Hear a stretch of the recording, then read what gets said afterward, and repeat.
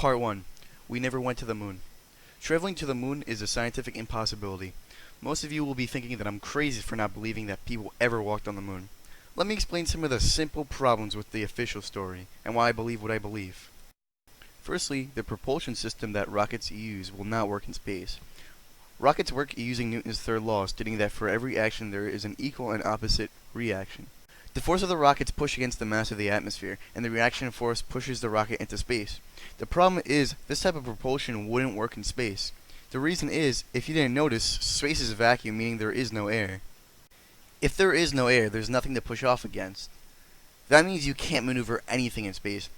You could make the argument that the momentum of the rocket leaving the atmosphere is what allows the rocket to get into space, but the LEM carrier relied on thrusters to align itself with the moon's surface properly. So you know what? I'm calling BS.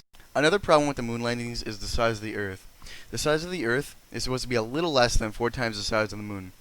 But on the images from the moon landing, the Earth looks the same exact size as the moon looks like every night on Earth. This doesn't make any sense when the Earth is clearly bigger than the moon. And if you think that's bad, you can go and change the intensity levels on one of the pictures of the moon landings and find that there's a box around the Earth, so that's not suspicious at all.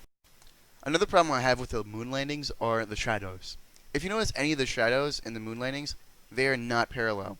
On Earth, shadows are always parallel because they are being illuminated by a single light source, which is the sun. My final and possibly strongest problem with the moon landings is the Van Allen belt. The Van Allen belt is a belt of radiation that sits around the Earth at a very high altitude.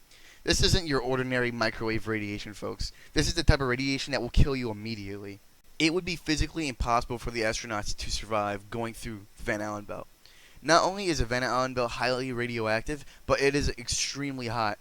So hot, in fact, that the metals that the rockets are made of will turn to hot smoldering messes.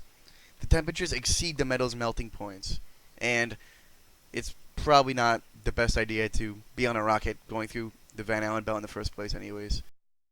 Also, I forgot to mention there was no impact crater, so that's another thing. Well, alright folks, I hope you enjoyed the video. I hope you've come to the same conclusion as me. And so, now I guess it is within our right to rename NASA and their astronauts. We hereby call them now NASSholes and astronauts. Thanks for watching.